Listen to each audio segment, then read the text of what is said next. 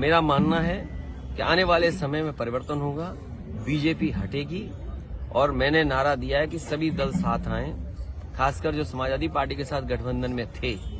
गठबंधन 80 हराव का नारा देगा।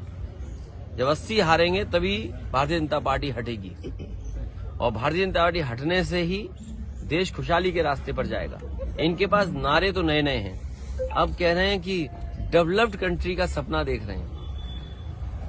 जिनके वचन में कोई दम, मतलब कहने और कथनी में फिर अलग अलग हो, क्या कहा और क्या किया, इसका जनता को आकलन करना पड़ेगा। और अभी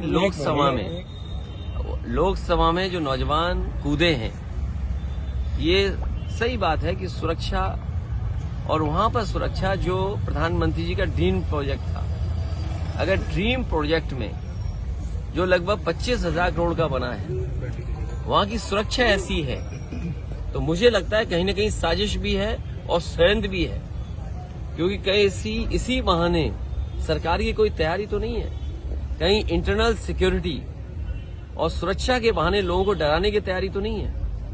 एक तो सवाल वो खड़ा होता है और दूसरा सवाल खड़ा होता है, कई प्रतिष्ठित अखबारों ने कहा कि नौजवान बहुत त्रस्त थे।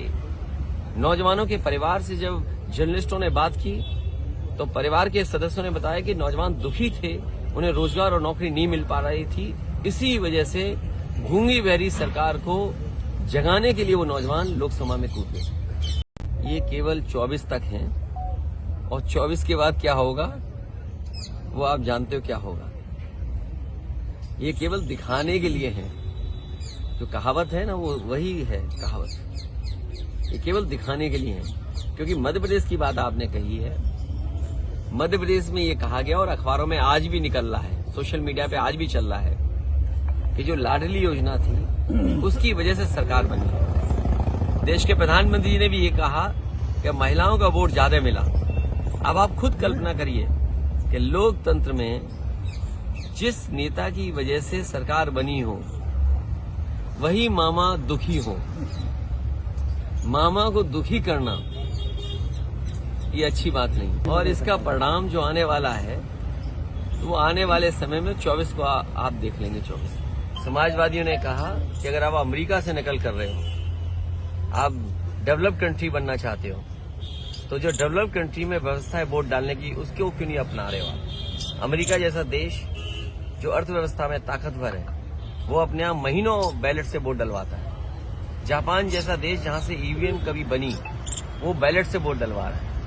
जर्मनी का जो सुप्रीम कोर्ट है, उसने ये पाबंदी लगाई कि अगर ईवीएम से मशीन से वोट पड़ेगा तो वो अनकॉन्स्टिट्यूशनल है। ये तीनों बातें जो मैंने कही हैं, इन तीनों बातों पर आप खुद विश्लेषण करिए।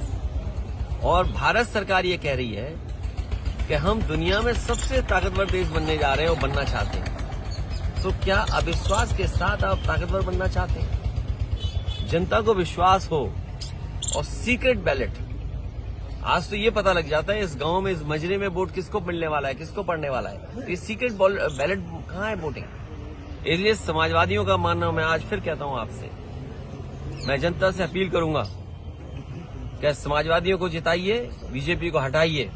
बीजेपी के हटने से ईवीएम भी हटेगी। इंडिया गठबंधन में समाजवादियों का प्रस्ताव होगा और जनता से अपील होगी उसके माध्यम से कि देश में ईवीएम हटे, बीजेपी हटेगी तो उससे ईवीएम हट जाएगी। जा रही है जिलों में, सुना है कुछ दिनों पहले सरकार ने यह कहा कि निवेश के लिए जमीन चाहिए।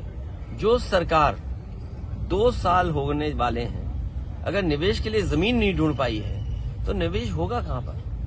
आपके जिले में भी कहीं न कहीं जमीन चिन्हित करने की कोशिश की होगी। तो बताइए, निवेश के लिए जमीन ढूंढ रहे हैं और जो निवेश के लिए सब कुछ तैयार है वो आधा अधूरा पड़ा हुआ है।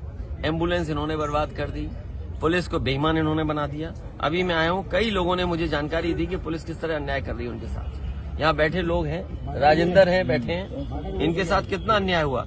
मुझे होम सेक्रेटरी तक कहना पड़ा, तब थोड़ी बहुत राहत मिली होगी उन्हें। तो ये स्थितियां हैं।